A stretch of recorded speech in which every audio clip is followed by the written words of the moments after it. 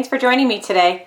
Today we are going to take a little wild ride on the Horse Frontier. I'm going to have lots of fun showing you how to make this super cool, almost realistic looking background in our beautiful horse from the brand new Horse Frontier stamp set. Let's get started. We're going to start by cutting our main panel shape. I'll be using the Framelits Labels collection for that, and it is the third from the largest die. I've got my multi-purpose cutting platform for the big shot, closed on tab 2. I have a sheet of white naturals cardstock, and then we have our Framelit die. One more cutting pad on top, making a sandwich. Place that whole sandwich right on the big shot and crank it through. And when we open it up, we have our perfectly cut center panel.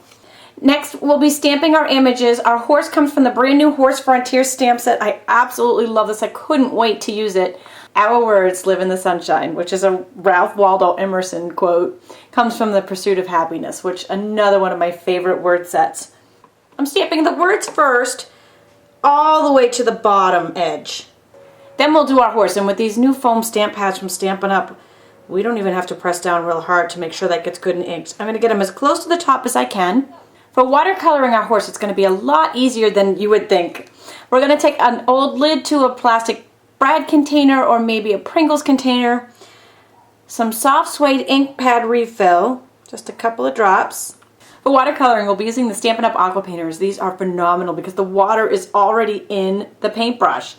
They come in 2 different tip sizes, and here you just twist this right off, and voila, tap water right inside, and you control the water flow simply by squeezing on the barrel. And I always like to test out my brush before I test it on my project just to get an idea. Of how wet it is. Some things you want more wet than others. In this horse's case, I want him to be kind of wet, and I want the darker areas to be the darker shading of the images. So that's where I'm going to start, and then I'm going to pull the color out from there. Now when you're doing a watercoloring, I'm giving you permission to go outside the lines because it's a watercolor and it's supposed to be random.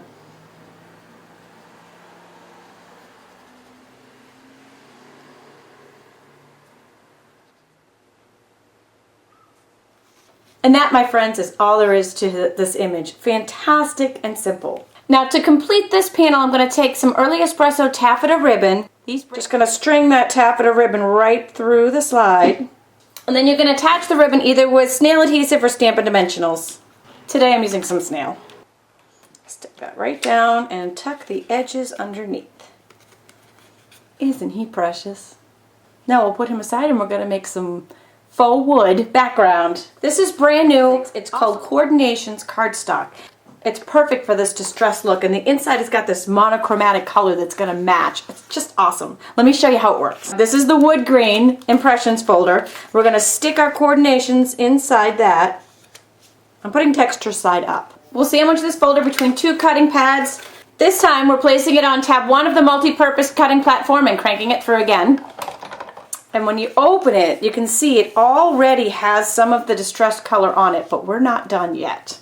Another fabulous innovative product from Stampin' Up. This is a sanding block, and you can get refills for the sanding paper. Now we're just going to take this and run it right over the top of the texture. Look what it's doing to the paper. It truly looks like real wood.